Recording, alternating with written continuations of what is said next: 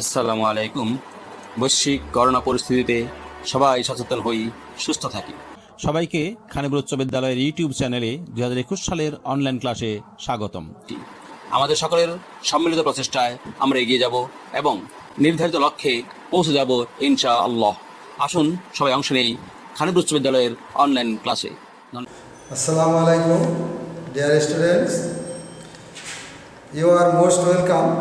Especially, we are going on with your online class from last 2020 and till in 2021. Last class, I discussed about direct and indirect speech. I am Muzaffar Ahmed, English teacher of Khanipur High School. From our previous class, we discussed about first rule of narration. Here look, we last class we also acquainted with direct and indirect speeches. Here, Talib said to me, I have done my duty. Look, in our previous class, we know that before inverted, it is called reporting verb, and in inverted, it is called reported speech. And for that, from direct to indirect, we use that as a connector. And here, similar activities today for you, direct speech and indirect speech. He said to me, it is reporting verb and you are my best friend now, it is reported speech. So here different senses for reporting verb, especially we know about that the reporting verb before inverted comma, there are two senses we need. One for set to and another for comma. At least we learned that more 5 senses we need to complete our indirect speech. 2 for reporting verb and 3 for reported speech. Reporting verb, comma, person, verb, adverb. এই পরিবর্তনগুলো আমরা last ক্লাসে দেখেছিলাম এবং সেই সাথে কি দেখেছিলাম, how to change our verb, verb পরিবর্তন হয়। am, is, are, will be, was, were, will be, had been, shall, will be, should, would, have, has, had, can, may, would be, could, might, must, have to, has to, ought to is modal, it would be had to. Present indefinite will be past indefinite, past indefinite, past perfect, and সাবজেক্টের পরে don't বা didn't থাকলে didn't এবং didn't থাকলে hadn't. এই পরিবর্তনগুলো আমরা গত ক্লাসে কিন্তু দেখেছিলাম এবং সেই অনুযায়ী কাজ করেছিলাম।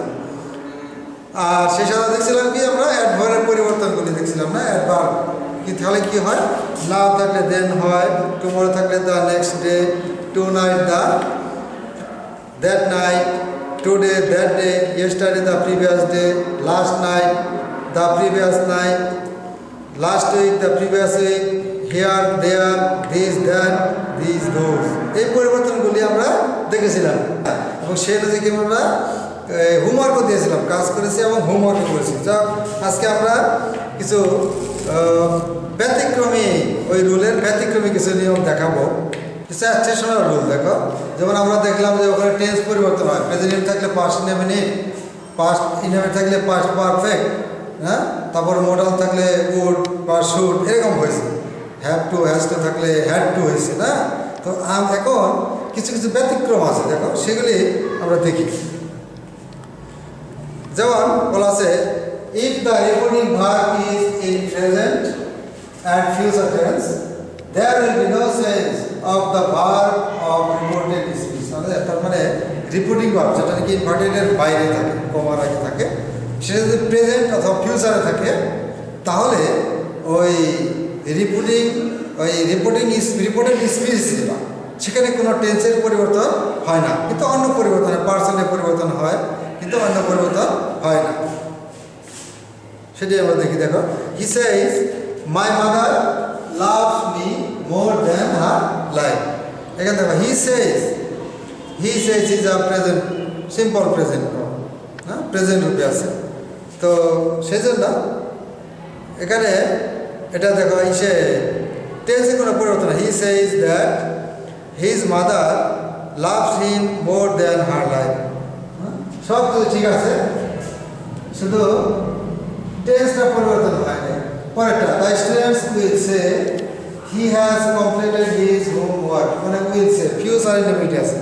এই জন্য দেখো পরে কনজাংশন দ্যাট আছে, এরপরে he has completed his homework. এখানে দেখো হ্যাজ প্রেজেন্ট পারফেক্ট, ঠিকই কিন্তু প্রেজেন্ট পারফেক্টে রয়ে গেছে না, কেন হচ্ছে ওখানে দেখো রিপোর্টিং ভার্বে বা রিপোর্টিং স্পিচে ফিউচার টেন্সে আছে, উইল সে আছে, আর ওখানে এখানে আছে উইল সে, সেই জন্য ওখানে টেন্সে কোনো পরিবর্তন হয় না। না, তাহলে এই বিষয়গুলো খেয়াল রাখবা।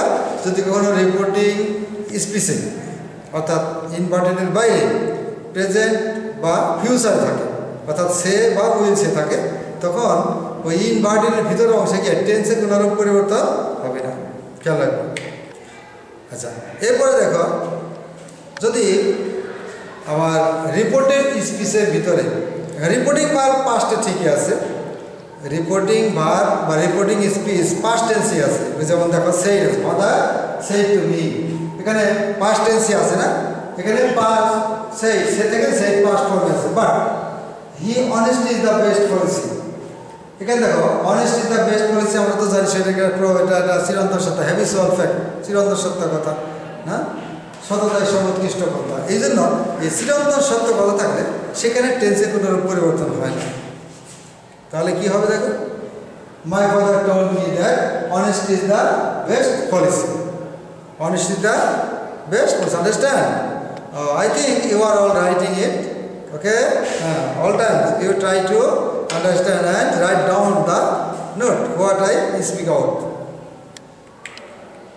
দেখো ওখানে সেড টু আছে না, এখানে টোল্ড হয়েছে, এবং ওখানে টেন্সের কোনো he is the best boy আছে, এখানে তাই আছে, টেন্সে কোনো পরিবর্তন আসে না। না, এই যে দেখো আছে, এখানে যা আছে এখানে তাই আছে, কিন্তু এখানে কিন্তু পরিবর্তন হয়েছে, সেড টু থেকে টোল্ড হয়েছে। The student said, the sun rises in the east.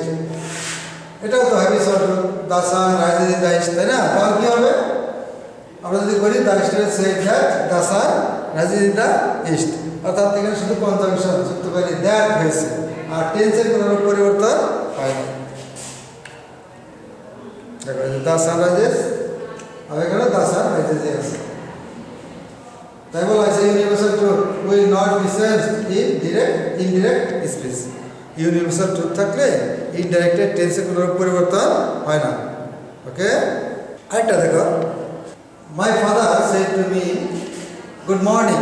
দেখো অনেক সময় সেন্টেন্সে দেখে থাকি good morning, good afternoon, good evening, thank you, এদের অনেক কথা থাকে। এই কথাগুলি গতানুগতিক যে রুল সেই রুল মতো কিন্তু হয় না। যদি এরকম গুড মর্নিং থাকে তাহলে দেখো সেটুর পরিবর্তে বেট কথাটা ব্যবহার করতে হবে, বা উইশ কথাটা ব্যবহার করে, উইশ করে। গুড মর্নিং আমরা কি কাউকে দেখালে গুড মর্নিং বলি, মানে উইশ করি না, যেমন হাউ আর ইউ বলি, থ্যাংক ইউ দেই না, যা কিছু বলি সেটা গুড মর্নিং বলে আমরা সেটাকে অভিবাদন জানাই। হ্যাঁ, সকালবেলা গুড মর্নিং, দুপুরবেলা গুড নুন, বিকালবেলা গুড আফটারনুন, এবং রাতেরবেলা গুড নাইট বলি। তো এই সবগুলি এটা উইশ করা হয়।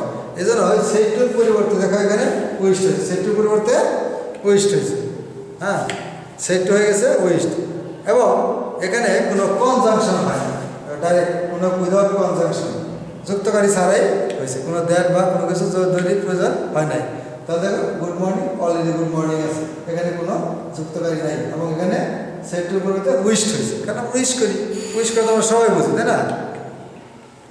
The student said to the teacher good evening, student টিচারদের বলছে গুড ইভিনিং।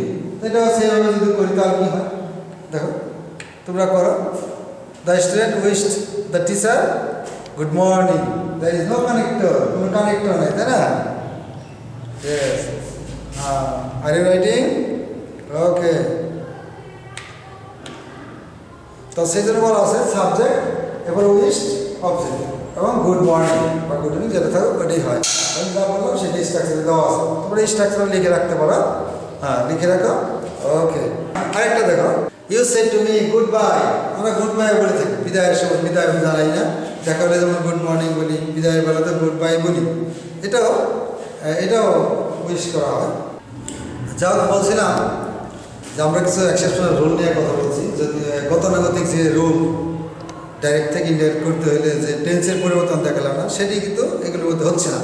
আমরা দেখলাম গুড মর্নিং, গুড ইভিনিং, ওটি থাকলে কী হয়, এটি উইশ করে, সেই জন্য সেন্টের পরিবর্তে কী হইলো, উইশ হইলো, তাই না? এখন যদি আবার গুড বাই বা বিদায় জানাই, আমরা বিদায় সম্ভাষণ যাকে বলি, সে যদি করি তাহলে কী হয় দেখো, তাহলে ওই সেট টুর পরিবর্তে দেখো এখানে ব্যাড হয়ে গেছে, সেট টুর পরিবর্তে ব্যাড হয়ে গেছে, এবং এখানে কিন্তু কোনো কানেক্টর নাই, কনজাংশন নাই, হ্যাঁ? তাহলে এটা ওইরকম উইশের মতো হয়ে গেল, গুড বাই হয়ে গুড বাই হয়ে গেল।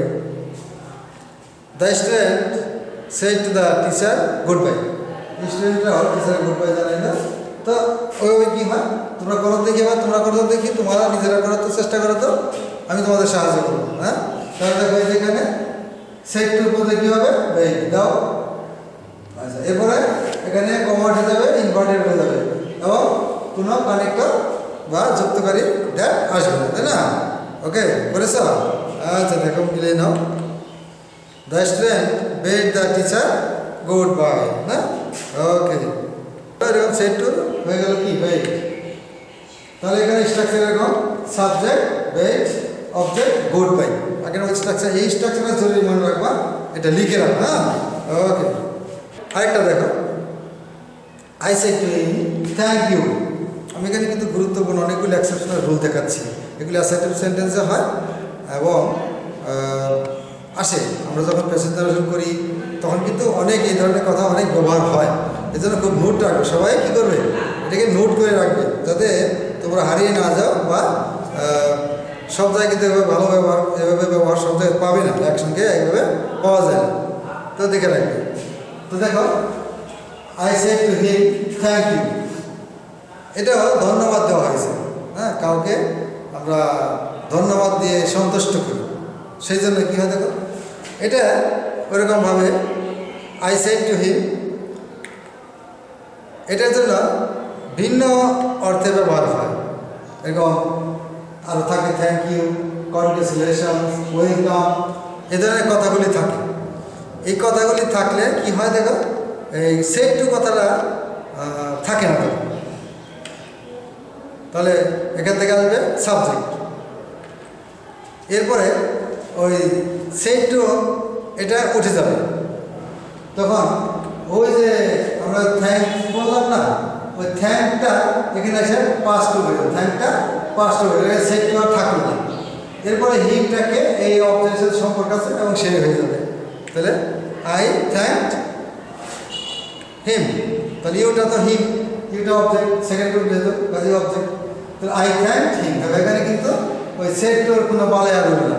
গুড মর্নিং, গুড আফটারনুন যেমন ছিল, সেট টু ওখানে বেড বা উইশড হইল, এখানে কিন্তু আর তা হলো না।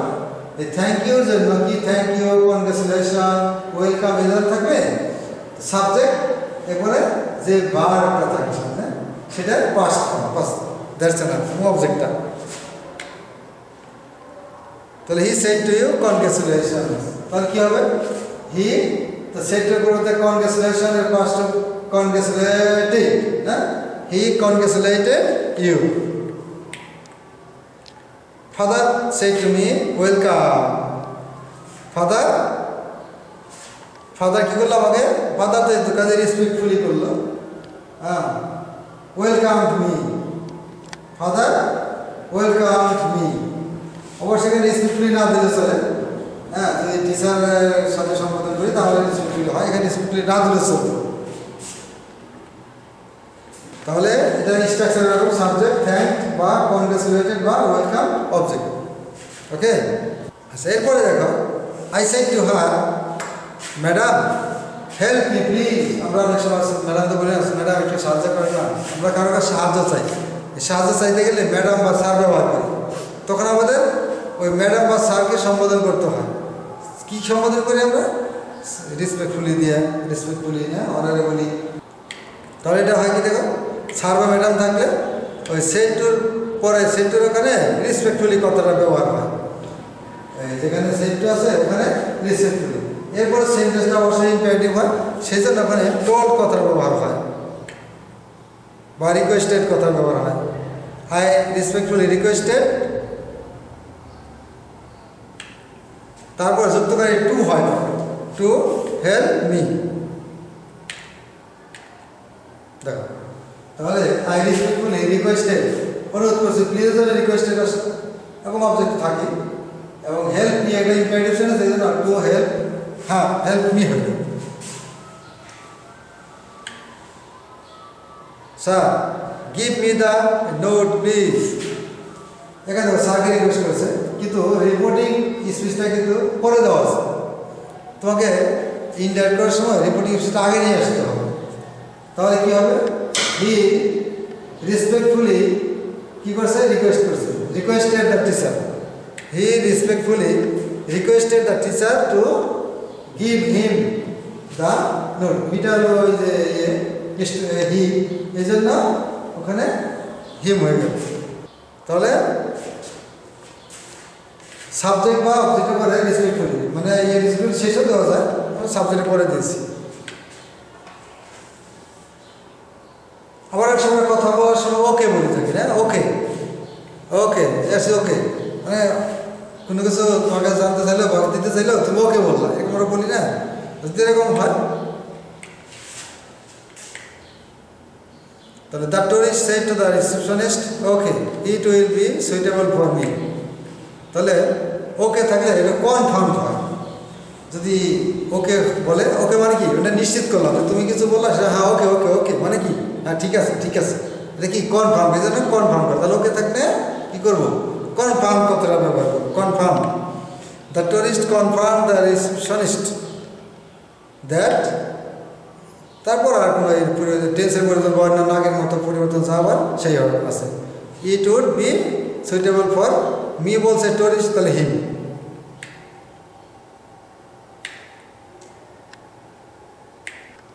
এরপর একটা আছে দেখো, আমরা এটাই আমরা আজকে আলোচনা করবো শেষমেশ।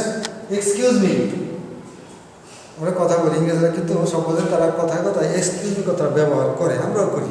এক্সকিউজ মি, কোনো কিছু চাইতে গেলে, কোনো সাহায্য চাইলে এক্সকিউজ মি কথাটা ব্যবহার করি না। সেই ক্ষেত্রে কী হয় দেখো,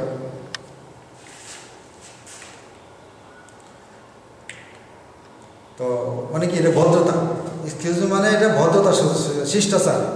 তাহলে এক্সকিউজ মি থাকলে সেখানে আমরা ওই সেটুর ওখানে মানে সাবজেক্টের পরে পোলাইটলি কথাটা ব্যবহার করব।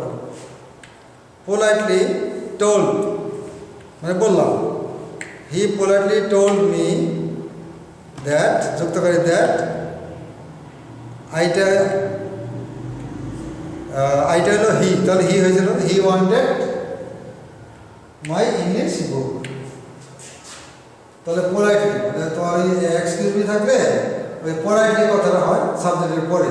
তো এই জন্য এগুলি নোটটা রেখে রাখবে, সবটি নোট যা দিলাম এটা লিখে রাখবে তোমরা। আর যেহেতু আমাদের ইউটিউব চ্যানেল আছে, তোমরা টাইম টু টাইম দেখতে পারবে, দেখে নেবে। Okay, now I will do some homework for you, you will write it. এখন কিছু হোমওয়ার্ক দিলাম, এটি লিখে রাখো, এটি করবা। আমি যে রুল দেখালাম এই রুলের উপরে এই কাজগুলি করবে, করে তোমরা নিজেরা চর্চা করো, এবং পরে যখন স্কুল খুলবে এটি দেখাবে, বা বড় বাড়িতে যদি কোনো বড় ভাই বা কেউ জেনে থাকে তাদের দিয়ে সংশোধন করবে। এবং প্রয়োজন হলে আমাকেও ফোন করে কন্ট্যাক্ট করতে পারো, এবং কোনো বিষয় অবস্থা থাকলে না বুঝতে পারলে সেটা আমাদের দ্বারা বা যে কোনো টিচারের দ্বারা তুমি হেল্প পাবে। যদি তোমার প্রয়োজন হয়, তুমি কোনো কাজ করতে গেলে যদি সমস্যা হয়, আমাদের সহযোগিতা নেবা মোবাইলের মাধ্যমে। আমার মোবাইল নাম্বার সবারই জানা আছে, করে নিয়ে নেওয়া। উঠাও,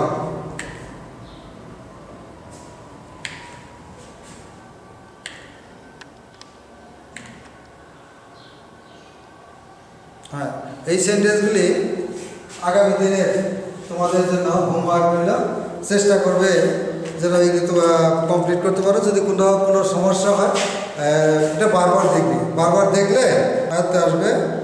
তারপর যদি না বোঝো তখন চেষ্টা করবে যে আমাকে ফোন করতে পারো বা যে কোনো টিচারের সহযোগিতা নিতে পারো।